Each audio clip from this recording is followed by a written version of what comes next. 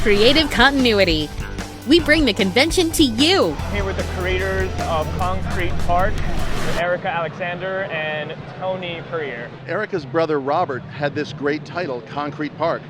I'm from New York City. I grew up right here in town, and all the parks I went to were concrete parks. Yeah, and of course. it's one of those great oxymorons like military intelligence. So that title really inspired us, and we started jamming, and we started talking about this world that was like an Australia in space, where Earth had shipped its poor youth underclass off to this other planet to mine for resources, the way the British did with the Irish potato famine victims and their criminals and everything in the 1800s. So we made a story of exile, a story where these young Earth people are never going home. They can look up in the sky at night and see a star that they think is our sun and our solar system, but they're never going home. So in this new world, are they going to reproduce the violence and the tribalism and the hatreds they left here on Earth? Or are they going to make something new and maybe even something beautiful? That's what Concrete Park's about. How did you create these characters? Were they based off real life people that you know, or were they just something you made up to make the story work? No, they're basically things we make up. I have to say that we're very inspired by A City of God, which we really loved. We loved the feel and the mood of it. Obviously, the story of the transportation, Australia, the British sending their people off there. But Luca is out of whole cloth. She just looks like she should be there. And I think after a while, when you sort of put down the playing ground and how the place looks, Scare City, Tony came up with this great name, Scare City. After a while, it starts to suggest the type of people who would live there. And Luca's one of them. We knew we would have factions or gang leaders. We knew we needed somebody who was really tough, but we wanted her to be beautiful. We wanted her to also be accessible. Because this is a comic book, but we needed her to look different. So Tony drew her, but Luca, this person who would be able to command her own gang, but also be a leader among men, would need to be fierce. So that's she comes from out of our minds. The same with Jean-Pierre and All the gang leaders, yeah. Isaac. We knew we had to put a lot of different people in the mixture to make something interesting. So the truth is, what came first was this really hard space, and then we created, the characters came from that. It's in the genre of science fiction, because that kind of speculative fiction allows you to really stretch out a little bit and ask all those questions like, what if? What if there were shapeshifters? What if there were people who came back after dying? You start to be able to tell morality tales in science fiction, very much like Star Trek. What's the right thing to do when you're choosing between competing harms or competing goods? So the genre, first of all, would be science fiction. So we directed it for our kind of science fiction fans. We love science fiction. We love a good adventure story. Erika brought up before, the factions and gangs. There is a sense in which this is like Game of Thrones, a big recognizable world. It's alien, it's different, but it's very human. It's very much us. Yeah. And the greed, the things that drive people, sex, power, greed, they're all going to be there in the book. So anybody who likes a good Rip Snorton adventure tale, I hope, would like this.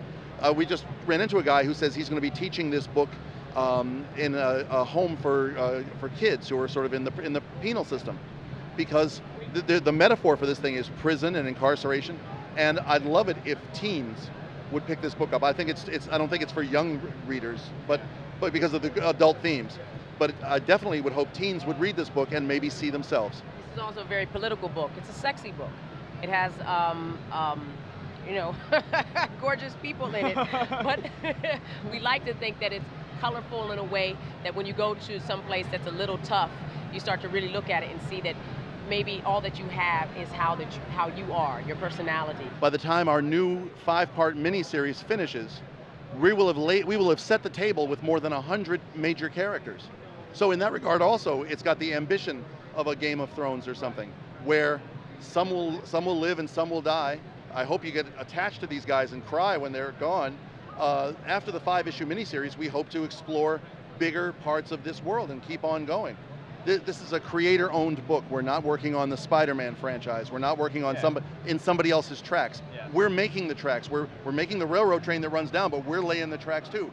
It's a great responsibility, but it's so freeing. Dark Horse, they really have backed a lot of great creators. We're very lucky to be part of that thing. They took a look at our book. They basically just said, just make the best book you can make, go. So we're enjoying very much writing the series. We're both writers. I've been writing pictures for 25 years. I wrote that Arnold Schwarzenegger movie, Eraser.